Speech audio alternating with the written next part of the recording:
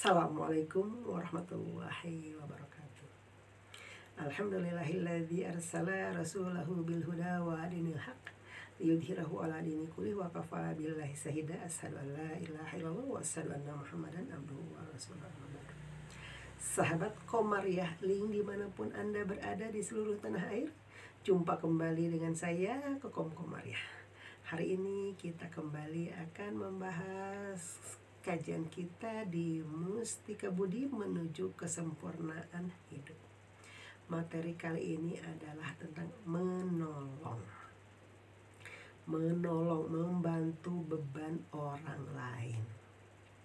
Menolong merupakan perintah Allah Subhanahu wa Ta'ala yang ada dalam Al-Quran yang berbunyi a'udzubillahi minasyaitonirrajim, bismillahirrahmanirrahim. Wa ta'awanu 'alal birri wat taqwa wa la ta'awanu 'alal ismi wal udwan. Tolong menolonglah kamu dalam perbuatan baik dan takwa, dan jangan tolong menolong dalam kejahatan atau yang tidak baik. Sahabat Komariah Link dimanapun berada, kita diperintahkan menolong orang lain, kita diperintahkan mengurangi beban orang lain. Pada hakikatnya ketika kita menolong orang lain, maka sebetulnya yang diuntungkan diri kita. Loh kok begitu? Iya, kita tolong orang lain, seperti kasat mata orang lain yang ditolong itu dilepaskan bebannya. Tetapi sebetulnya hakikatnya yang kitalah yang menolong ini yang akan mendapatkan pahala. Kita akan mendapat keuntungan dari Allah Subhanahu wa Ta'ala, ya. Jadi mau hari ini kita menolong, yuk tolonglah orang lain, tolong orang di sekitar kita dengan apapun yang kita miliki, dengan apapun yang kita punya. Pahala menolong ini luar biasa, pahala menolong ini sangat besar, sampai dikisahkan bahwa dengan menolong pahalanya sama dengan 30 hari iktikaf di Masjidil Haram. 30 hari iktikaf di Masjidil Haram. Yuk kita hitung.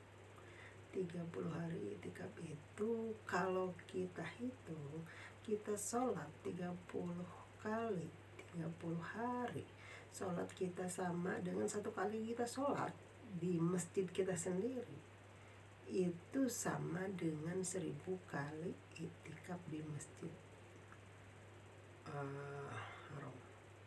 Jadi kalau kita sekarang 30 hari iktikaf di Masjidil Haram, kemudian kita sholat sebanding dengan sholat yang kita lakukan, maka berapa pahala yang kita dapat? Baru sekali, berapa rakaat kita? 17 kali misalnya, hanya wajib, belum sunnahnya, belum qoblahnya, ba'diyahnya, tahajudnya, duhanya. Luar biasa, begitu besarnya pahala yang kita dapatkan ketika kita menolong orang lain.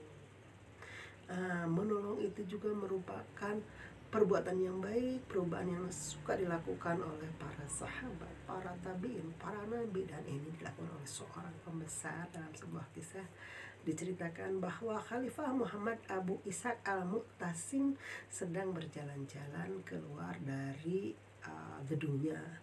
Dia merasa penat karena sudah mengerjakan berbagai kegiatan aktivitas, ingin berjalan-jalan keluar, dan ketika dilihat seorang kakek yang tua sedang membawa keledai, di atas keledainya ada bawaan barang yang sangat berat, kelihatannya keledai sudah kepayahan, sehingga terus dicermati, ternyata keledai itu tiba-tiba terpleset dan jatuh kena air.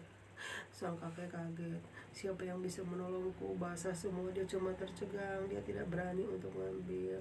Dengan segera Khalifah Muhammad Abu Ishaq al-Mu'tasim datang menolong. Dia mengambilkan barang-barang yang jatuh, dia ambil barang-barangnya, dia simpan di atas keledai itu, dan sebagian dia bawa di punggungnya. Kemudian dia menyuruh kepada bapak, ayo bapak duduk di atas kuda saya. Kebetulan beliau sedang naik kuda. Asalnya tidak mau, tapi silahkan bapak, ini adalah kehormatan buat bapak. Akhirnya si bapak naik keledai, si bapak itu berjalan dengan kuda. keledai dituntun, juga sebagian barang dibawa oleh Khalifah Muhammad Abu Ishaq Al-Mu'tasim. Terus berjalan sampai ke rumahnya, dan Bapak tua mengucapkan terima kasih yang sebesar-besarnya, dan saya akan setia kepada Anda, wahai Khalifah, wahai pemimpin yang adil yang bijaksana. Kalau pemimpin begitu, pemimpin kita begitu penolongnya, pemimpin kita adil dan bijaksana, mau membantu rakyatnya, maka kehidupan rakyat akan makmur, semua rakyat akan setia membela, semua rakyat akan bahu-membahu untuk terus mendukungnya.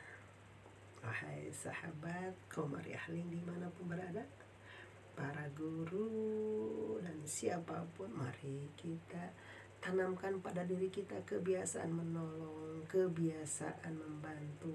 Kalau tadi diceritakan begitu besarnya pahala menolong, begitu besarnya pahala membantu, walaupun misalnya kita hanya menunjukkan jalan. Misalnya ada yang bertanya, teh, beritahu dong jalan di mana daerah kita tunjukkan kiri kanan daripada bingung, ayo saya antar.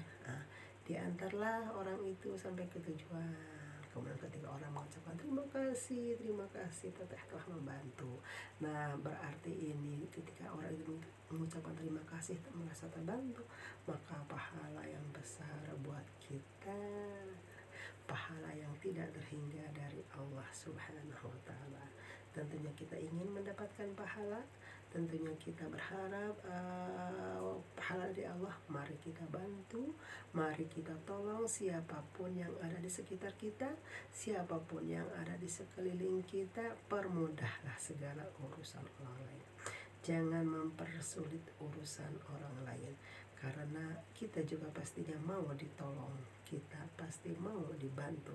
Dan kita ketika ditolong atau dibantu oleh orang lain, maka doakan supaya mereka senantiasa dibantu, juga segala urusan dipermudah urusan oleh Allah Subhanahu wa Ta'ala.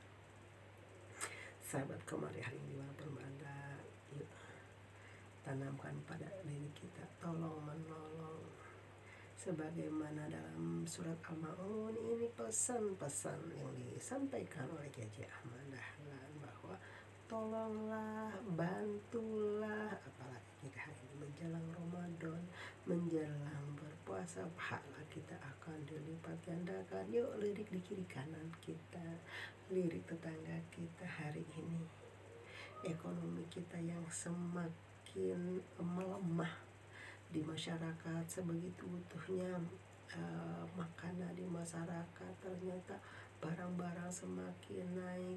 Kita kurangi kebutuhan kita, kurangi hawa nafsu kita sisihkan sebagian untuk menolong orang lain. Insya Allah pertolongan kita akan berharga bagi orang lain, dan pertolongan kita kepada orang lain tadi di awal adalah keuntungan buat kita, karena kita oleh Allah diberi pahala. Sekian dari saya, terima kasih. Billahi taufiq wal hidayah. Wassalamualaikum warahmatullahi wabarakatuh.